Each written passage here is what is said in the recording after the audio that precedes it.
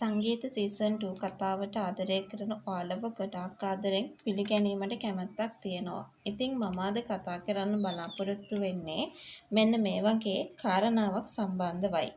විශේෂයෙන්ම ඔයා දන්නවද?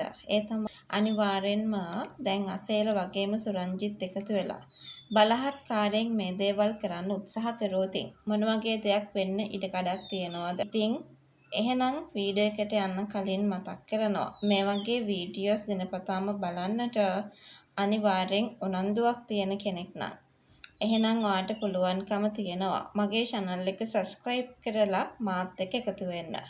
ඒ වගේම like කරන්න, comment කරන්න, තවත් නොදන්න යාළුවෙක් වෙනුවෙන් අනිවාර්යෙන්ම share කරන්නත් අමතක කරන්න එපා කියන ඒ කතාව ගැන අපි මතක් කරන්න ඕනේ. අසේල සහ සුරංජිත් කොච්චර බලපෑම් කරත් අන්තිම තීරණය අසේනිගේ අතේ තියෙන්නේ. කල්පනගේ අම්ම මැදිහත් වෙලා අසේනිගෙන් කෙලින්ම ඇහුවොත් ඔය කල්පනට කැමැත්තක් තියාගෙන ඉන්නවද කියලා.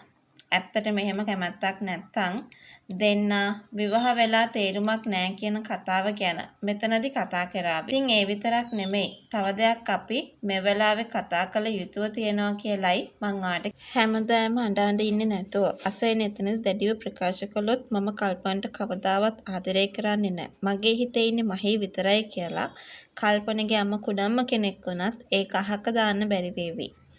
ඇත්තටම කල්පනගේ අම්මගේ තීරණය. අය සාමාන්‍යයෙන් කල්පනගේ පැත්ත ගත්තත් ගෑනු ළමෙක් බලෙන් බඳලා දෙන එකෙන් තමන්ගේ පුතාටත් අනාගතයක් නැති බව අය තේරුම් ගන්න. අසේල හිතාගෙන ඉන්නේ අසේනිව බය කරලා මේක කරන්න. හැබැයි අසේනි ප්‍රසිද්ධියේම තමන්ගේ එකමැත්ත කිව්වොත් අසේල්ට සහ සුරංජිට ලොකු ලැජ්ජාවකට මුහුණ පාන්න සිද්ධ වෙනවා.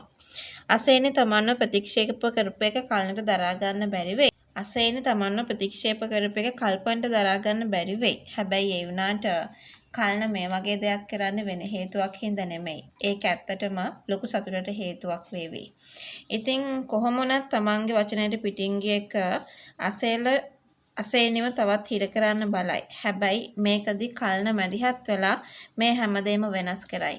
ඒ කියන්නේ කල්පනලා අපිව හැමදාම ප්‍රයෝජනයට ගත්ත විතරයි. නංගි විවාහ කරලා දුන්නොත් නංගිටත් සිද්ධ වෙන්නේ ඒ ටිකම තමයි කියලා අනිවාර්යෙන් පැහැදිලි කරලා දෙයි කියන කතාව ගැන තමයි මම ඔයාලට මේ වෙලාවේ මතක් කරන්න සූදානම් වෙන්නේ. ඉතින් ඒකත් එක්ක තව දෙයක් අපිට කතා කරන්න අවස්ථාවක් හම්බ වෙනවා කියලා මම ඔයාලට කියනවා.